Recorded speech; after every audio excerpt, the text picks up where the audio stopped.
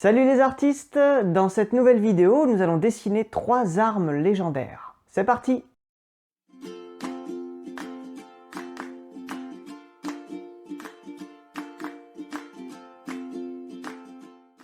Alors, comme promis, voici une petite vidéo d'activité à faire quand vous voulez, si vous voulez, pendant vos vacances ou même en dehors. Il s'agit d'un tuto dans lequel je vous propose de dessiner non pas une, mais 3 armes héroïques. Une épée légendaire, un sabre enchanté et une hache de barbare. Vous pourrez ensuite les mettre dans vos dessins, entre les mains de vos héros ou de leurs ennemis. Prêt? On y va! Alors, nous allons donc commencer par notre épée légendaire. Et je vais dessiner toutes les armes sur la même feuille. Vous n'êtes pas obligé d'en faire autant. Mais si vous souhaitez le faire, alors faites comme moi, prenez votre feuille dans le sens de la largeur, format paysage. Si vous voulez faire une arme par feuille, prenez-la plutôt en portrait. Je vais commencer par tracer un trait droit. Je vous conseille d'utiliser une règle. Ce trait droit, que là je place sur la gauche de ma feuille parce que je compte dessiner plusieurs armes, va me servir vraiment de forme de base, de guide, pour dessiner mon épée légendaire. Je vais placer la base du pommeau, une croix en bas, en laissant bien plus de haut que de bas. Évidemment, la lame de l'épée est plus longue que son manche. Je ne connais pas bien tout le vocabulaire, donc je vais appeler les choses comme je le sens. Ici, sur la base du manche, je vais dessiner un rond, une ellipse, pour placer un peu mon pommeau. La partie manche, je vais descendre et je vais faire une forme. Alors là, vous pouvez prendre des libertés sur votre épée, à faire un manche parfaitement droit, ou autrement. Moi, je fais une espèce de petite forme un peu en vague pour faire comme une poignée, disons, ergonomique. Mais c'est un parti pris. Un parti pris, c'est quand on décide de faire quelque chose qui nous plaît, en fait. Sur la base du pommeau, je vais faire une petite pointe.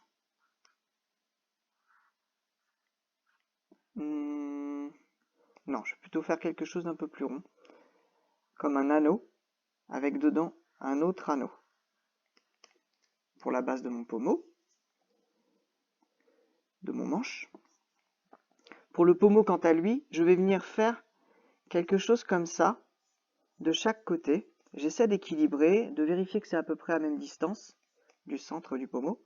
Et je viens rejoindre comme ça. Alors, là aussi, vous êtes libre de faire des formes un peu différentes de la mienne. Moi, je vais venir comme ça, faire un pommeau un peu en pique. Et sur le dessus, je vais venir même repiquer comme ça.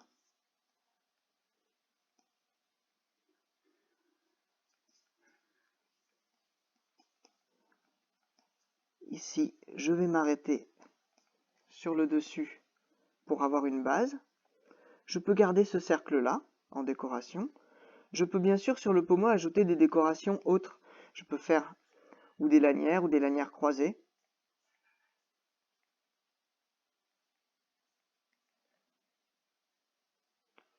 Mais il y a plein d'autres façons de décorer le manche. On peut mettre incruster des petites pierres. On peut juste faire des bandes. Voilà. Moi, je vais refaire mes petites bandes croisées. Vous pouvez rajouter des petites décorations aussi là, soit des petites pierres rondes. Moi, je vais faire des pierres plutôt en losange. Encore une fois, là, vous restez libre. Et maintenant, je vais attaquer la lame de mon épée. Je vais bien suivre mon guide et je vais commencer par partir de façon évasée, comme ça, sur les côtés. Et je vais avoir 2 niveaux de pique, comme ça, sur le départ. Comme d'habitude, les tutos, puisqu'il s'agit d'un tuto, ne sont qu'une façon de dessiner quelque chose parmi tellement d'autres. N'hésitez pas, quand vous faites un tuto, à le refaire ensuite à votre manière à vous, à reprendre des éléments du tuto, puis à en changer d'autres. Et là, je vais rejoindre le haut de mon épée, en essayant d'avoir une forme. Alors, j'ai envie, moi, d'avoir quelque chose de courbé. On pourrait sinon prendre une règle et faire quelque chose de beaucoup plus droit. Ça fonctionnerait aussi. Moi, j'ai envie de faire cette épée, voilà, un peu bombée sur le dessus. Et quand j'ai fait ça, j'ai presque fini. Je vais dessiner une petite forme intérieure. Là aussi, je peux faire quelque chose d'un peu libre. Je vais suivre un peu les contours de mon épée pour avoir quelque chose qui correspond.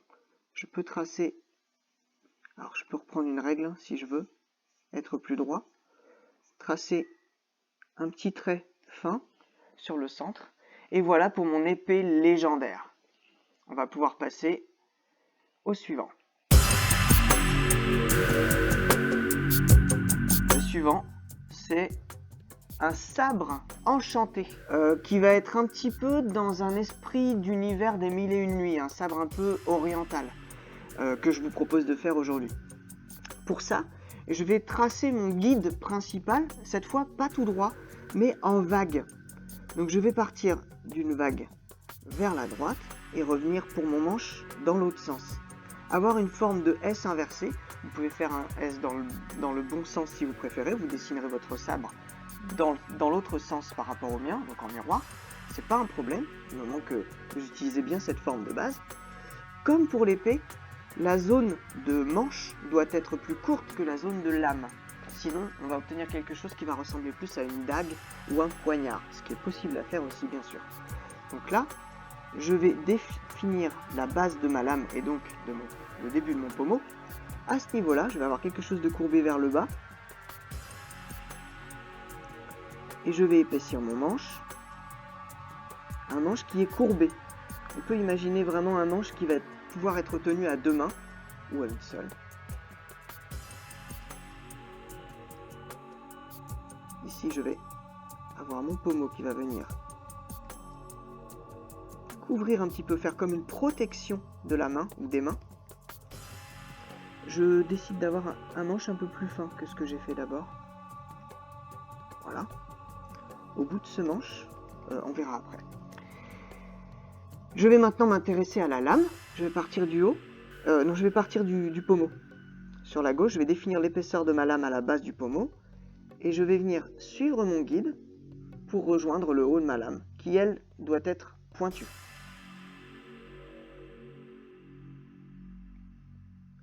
Je peux avoir une base plus fine aussi. Je vais revenir devant mon guide, à ma lame. Je pars bien devant. Je peux même partir plus, si je veux. Et là, je m'arrête. Je vais refaire des petits pics. Je vais revenir en pic comme ça, comme si c'était dentelé. Pour donner au sabre un aspect encore plus menaçant, impressionnant. Là, je trouve qu'il y a un peu trop de pics et pas assez de lame. Je vais plutôt descendre ma lame plus basse. Ça, c'est vraiment à vous de voir ce qui vous plaît dans votre dessin, ce que vous souhaitez garder, ce que vous souhaitez corriger. Faites le sabre enchanté qui vous plaît. Voilà, je vais obtenir quelque chose d'un petit peu plus comme croquet. Et maintenant, je vais allonger mon pommeau, que je trouve un peu trop court finalement, pour venir ici faire une autre protection qui va rejoindre le bas du pommeau, un peu comme ça, avec une forme enroulée au bout, collée au bas du pommeau. Et sur le bas du pommeau, sur le bas du manche, pardon, je vais ajouter un petit pic qui peut être utilisé par le guerrier, le héros ou le méchant, selon entre quel personnage vous mettez, selon les mains du personnage à qui vous confiez votre arme. Le bas, je vais lui faire une autre contre-lame en fait.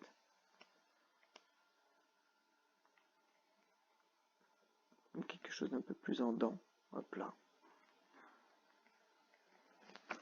Mon sabre enchanté, bah pour l'instant c'est juste un sabre. Je vais d'abord décorer un peu son pommeau, je vais lui faire juste des lanières un peu droites. Comme ça. Sur la partie centrale, je peux garder ce trait qui m'a servi de guide pour délimiter la lame. Je peux aussi rejoindre là si je veux, marquer quelque chose. Je peux aussi faire un trait pour chaque dent. C'est possible aussi, c'est pas obligé. Moi je crois que je vais rien garder de tout ça. À part ce trait que je vous conseille de faire très finement quand on en sera à l'ancrage. Je ferai tous mes ancrages en dernier, je crois pas l'avoir précisé. Maintenant, je vais enchanter mon sabre en entourant sa lame d'une espèce d'aura de magie.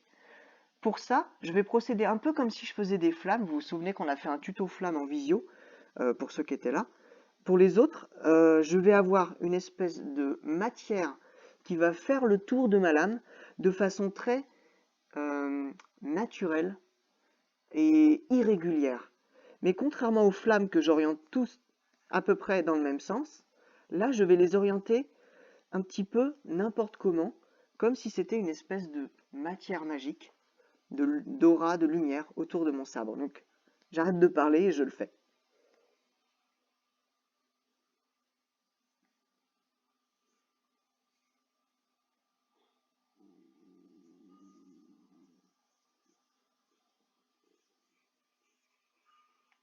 Voilà, j'ai une sorte d'aura, je peux me corriger, je trouve que là c'est trop court, trop près de la lame. Voilà. Je peux rajouter autour des petites bulles d'énergie, comme si ça s'échappait, comme ça. Je peux en mettre à l'intérieur aussi. Et là j'ai vraiment une sorte d'aura magique d'enchantement. À vous après d'imaginer les histoires qui vont avec tout ça. Au suivant! On passe maintenant à une hache de barbare. Une arme très différente dans le style des deux précédentes. Je me suis fait un peu de place sur ma feuille en décalant mes crayonnés sur la gauche, ce que j'ai la chance de pouvoir faire en numérique. Vous, si vous manquez de place sur votre feuille, prenez-en une autre. Pour notre hache de barbare. Vous allez voir, on va poser des formes assez simples. On va d'abord tracer un trait. Je vais moi l'incliner un petit peu en biais. N'hésitez pas à prendre une règle quand le tracé de base est droit, comme pour l'épée légendaire de départ. Là, je vais avoir mon manche pour ma hache qui va s'arrêter là et commencer en bas. En bas, je vais avoir un manche un peu plus large parce que je veux faire un manche pour une hache de barbare. Je veux avoir quelque chose d'un petit peu rustique et donc un peu épais en bas. Je vais commencer par dessiner mon manche. Le manche peut être tout à fait droit, tracé à la règle. Comme si là je fais un trait droit à main levée. Ça c'est encore trop épais pour un manche. Mais je vous propose de toute façon une alternative. C'est d'avoir un manche un petit peu plus en bois, donc un peu plus irrégulier. Vous voyez, j'ai quelque chose de pas tout à fait droit. Voilà. Une espèce de manche en bois. En haut duquel on a fixé une zone métallique. Ah, je l'ai fait trop haut, pardon. J'espère que je vous ai pas fait faire de bêtises. Je rabaisse ma hache. Je réécarte mon sabre parce que j'ai encore besoin de place. Excusez-moi, pardon. Hop là. Et ici, je vais bien avoir ma forme de hache qui part comme ça en arc de cercle. Et un autre arc de cercle comme ça qui vient rejoindre les deux bouts. Voilà, décidément, j'ai mal positionné mes formes de base. Je vais faire un peu plus petit aussi pour que ce soit plus visible. Là. Voilà, j'ai un côté de ma hache qui va être comme ça. Je peux retracer quelque chose de plus droit ici. Et de l'autre côté, je vais partir sur une forme un petit peu différente, faire un autre côté de la hache un peu différent. Je vais avoir quelque chose plutôt d'un peu plus droit d'ailleurs, qui va revenir comme ça, faire une espèce de dent, et revenir.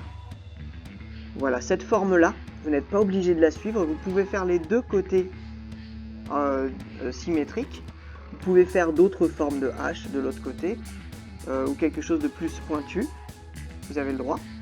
Moi j'ai envie de faire quelque chose d'un petit peu comme une arme qui permettrait un petit peu d'accrocher l'arme d'un adversaire et de le désarmer. Voilà. Et en haut, je vais ajouter une petite pointe.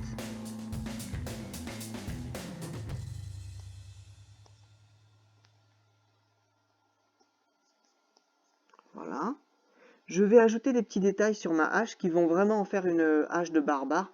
La première chose, c'est que le barbare, il prend pas trop soin de ses armes. Enfin, on peut imaginer que. Hein. J'en ai pas connu personnellement des barbares, je vous avoue tout. Et du coup, la lame peut être un peu émoussée, donc abîmée par endroits. Tac. Pas trop, hein. Elle est un peu abîmée. Là, ici, il y a eu des coups. Hop. Ici, c'est abîmé. Là aussi, voilà. Et puis, elle va être un peu sale. Il va y avoir des petites taches. Hop là. Alors, je peux tracer un petit trait de bord de lame. Des petits traits de reflet aussi, pour donner une impression métallique. Et puis dire qu'il y a encore dessus des taches. Alors, ça peut être du sang. Ça peut être du sang d'orque, du sang vert. Ça peut ne pas être du sang du tout. Hein. C'est une hache d'un barbare qui est absolument gentil et végétarien et qui se sert de sa hache pour couper du bois pour sa cheminée. À vous d'imaginer encore une fois les histoires qui vont avec les armes. Là, il y a tellement de choses possibles. Et là, je vais faire sur mon manche une texture de bois. On a vu ça la dernière fois au tuto sur les ombres où on dessinait un arbre, mais c'est l'occasion de le revoir. Dessiner une texture de bois, c'est une petite astuce que je vous rappelle, qui consiste à dessiner des nœuds de bois qui épousent la forme de ce sur quoi vous appliquez la texture. En gros, là, j'ai un manche qui est en allongé, en longueur, comme ça. Donc, je vais faire un ou deux petits nœuds de bois très allongés. Le nœud de bois qui va être une sorte d'escargot écrasé, autour duquel passe une nervure. En faisant simplement ça, on peut le faire plus ou moins détaillé. En faisant simplement ça, j'obtiens une texture de bois. Vous allez voir tout de suite que ça fonctionne pas mal. Et puis à ça peuvent s'ajouter des petits éléments. Voilà, ma hache de barbare, elle est terminée. Je vais passer à l'ancrage en accéléré pour que vous ayez rapidement le rendu auquel vous référez, comme d'habitude. C'est parti.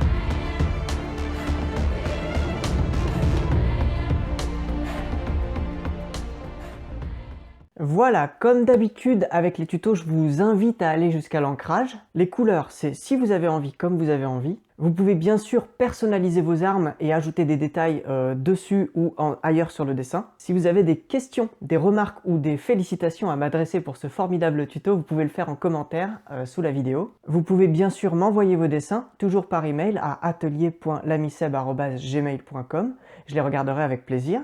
J'espère que ça vous a plu. J'en profite pour vous encourager une fois encore à avancer sur votre planche de BD pour notre projet d'album collectif de fin d'année. Et je vous retrouve après les vacances pour reprendre les visios. D'ici là, profitez bien et prenez soin de vous.